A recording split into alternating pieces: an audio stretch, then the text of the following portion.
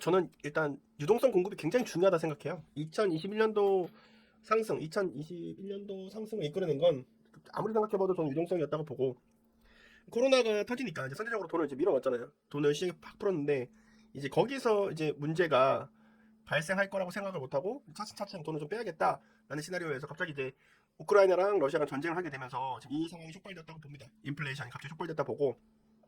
그러면 과거에는 어땠나? 지금 이게 M3인데 더 이상 M3는 저기 페드 자료에 나오진 않아요. FED 자료에 나오진 않고, 자 보시면 근데 빨간 선이 지금 M3거든요. M3가 보면 이렇게 올라가다가 이제 올라가는 시점 어딘가요? 2000년도 닷컴 버블이죠. 돈이 유동성이 넘쳤기 때문에 닷컴 버블이 생길 수 있었다고 봅니다. 닷컴 버블이 생겼고, 자 생겼다가 어떻게 됩니까? 이제 그 돈의 공급을 좀 끊어야겠죠. 돈의 공급이 끊어지니까 줄어들었다가 다시 2008년도에 위기가 옵니다. 다시 한번 2008년도 금융위기가 오는데, 금융위기는 어떤 거였나요? 신용 정색이 일어나면서 서로 그러니까 신용을 못 믿는 거예요. 돈을 빌려 파생 상품으로 인해서 부풀려진 시장이 터지면서 이제 서로 서로에게 믿지 못하니까 돈을 빌려주고 돈을 빌려받는 그런 시스템이 완전 망가진 거죠. 시스템 붕괴가 발생한 거죠. 자, 그래서 2008년도에도 한번 위기가 있었고, 그 뒤에 다시 유동성이 떨어졌다가 최근에 이제 코로나 시점에서 유동성이 어마어마하게 증가합니다. 유동성이 어마어마하게 증가하는데 이 증가한 유동성을 이제 흡수를 못해 가지고 현재 인플레이션 상황이 온 거라고 보면 될 것 같습니다. 자, 그러면 길게 봤을 때 이 유동성은 흡수가 되어야 되느냐? 네, 흡수가 되어야 되죠. 제 생각에는 이거는 또 다른 가불기예요. 자, 그래서 페드에서는 하고 있는 게 지금 여기서 거의 제로 금리에서 금리를 4%까지 연내 2022년도 4%까지 올리겠다. 3.75%에서 4% 가까이 올리겠다 하는 게 지금 페드의 전략이고, 페드 전략이 만약에 먹혀서 CPI가 만약에 떨어질 확률이 높겠지만 떨어진다면 좋은 소식이다라고 생각하고 넘어가야 할 텐데, 만약에 그렇지 않다면 우리가 건드려야 되는 것은 머니 서플라이, 다시 말하면 M1, M2를 줄여야 됩니다. 실제로도 M1, M2를 줄이도록 지금 예정되어 있고요. 근데 M1, M2를 실제로 줄이고 있느냐, 이 부분은 저도 잘 모르겠습니다. 제로부터 M3까지 한번 얘기를 해보도록 하겠습니다. M0라고 하는 것은 보통 우리가 말하는 종이돈과 동전을 얘기하는 거예요. 그러니까 자금 시장에서.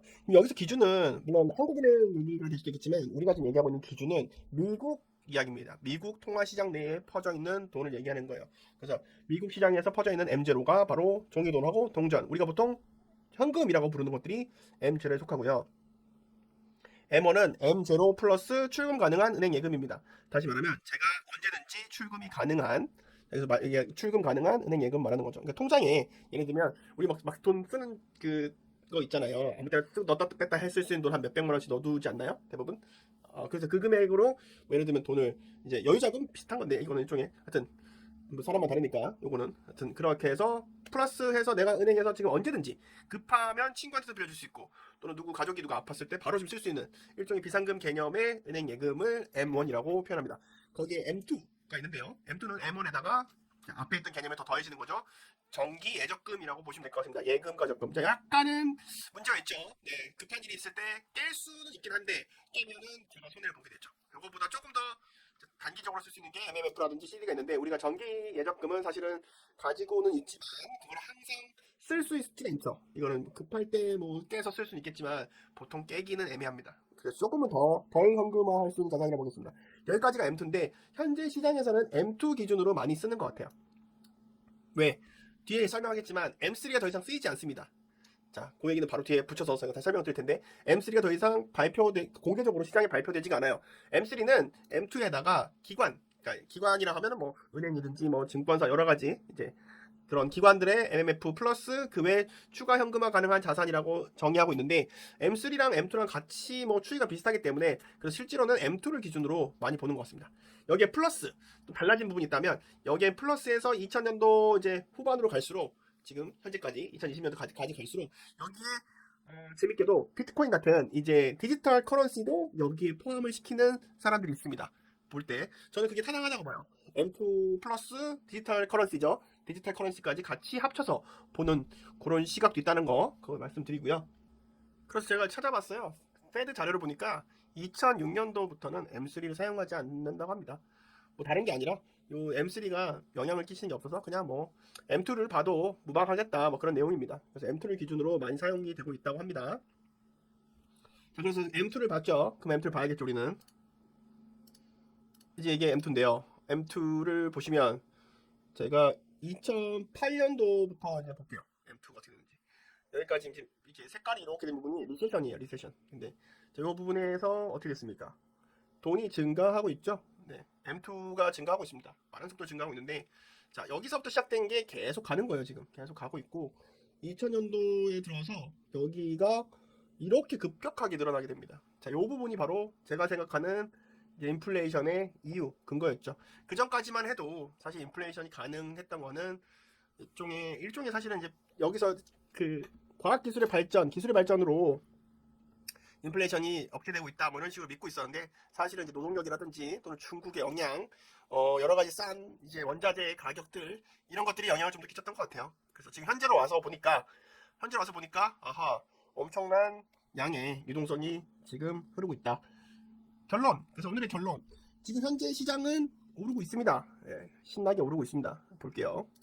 오늘만 해도 2.17% 상승이네요. 제가 1단으로 보여드릴게요. 제가 보는 차트에서는 여기 QQQ입니다. 이거는 나스닥으로 볼까요? 나스닥 기준으로 보겠습니다. 나스닥으로 보더라도 자 여기 1600선에서부터 시작을 해서 어디까지 올랐습니까? 1300, 13,000 200까지 정도까지 올라왔었나요? 한 200선까지 올라왔었는데 다시 이제 어디까지 내려갔죠? 11,500까지 정도까지 내려갔다가 지금 반등하고 있습니다. 반등에 성공하는 모습이고 현재 여기까지 막 올라올 것 같아요. 12,300까지. 그런데 저는 개인적으로 제 포지션은 여기에 대응하지 않는답니다. 상승은 대응하지 않고 하락만 보고 있고요. 현재 저는 포지션이 물려 있습니다. 이 부분에서 돌파 매매 들어가다가 물렸고요. 중간중간 지금 물타기를 하고 있는데 지금 뭐 여러 가지 이제 우크라이나 전황도 되게 좋은 편이고 분위기가 이제 전쟁도 끝날 것 같은 분위기이기도 하고요. 그런데 아까도 말씀드렸지만 저는 이제 그 유동성 공급에 대해서 굉장히 신중하게 바라보는 입장이라서 지금 유동성 공급이 좀 줄어들 것 같아요. 그렇죠? 유동성 공급이 줄어들기 때문에 앞으로 미래는 유동성 공급이 줄어들어야만 인플레이션 좀 잡히기도 하고, 그렇기 때문에 패드에서 유동성 공급을 줄이게 된다면 과연 주가에 어떤 영향을 끼칠까? 저는 부정적인 영향이라고 봅니다. 네, 그래서 최근에 있던 포지션들 중에 몇 개는 손절을 하고 현재 주력으로 가지고 있는 포지션은 나스닥을 이제 숏하는 포지션, 하방으로 보는 포지션만 들고 있습니다. 현재 지금 아직 미국장 열리지 않았고요. 2022년 한국 시간으로 오늘 추석 연휴 마지막 날 월요일입니다. 네, 그렇게 해서 미국은 이제 월요일 장이 시작되겠죠. 좀 이따가. 지금 아직 장 시작 전 프리장이긴 한데 제 생각에는 여전히 저는 시장을 좀 부정적으로 보고 있고, 달러가 지금 오늘 좀 이제 하락을 했다고 하는데 달러도 여전히 이제 환율이 계속 오를 거라고 보는, 지금 1,300원, 뭐 1,380원 이런데 1,400원도 갈 수 있다라는 입장을 계속 고수하고 있습니다. 특별하게 뭐 포지션 바뀐 건 없고요. 중간에 이제 중국은 C웹은 제가 손절한 가격이 거의 뭐 마지막 바닥이었던 것 같아요. 여기서 제가 지금 9월 달부터 매매가 꼬이기 시작했어요. 그래서 네, 엇박자 엄청 타기 시작했습니다. 그래도 큰 그림은 저는 아직은 하락장에서 벗어나지 못했다라고 보고 있기 때문에 아직 찐 바닥은 나오지 않았다라고 믿고 있기 때문에 앞으로 좀 더 지켜보도록 하겠습니다.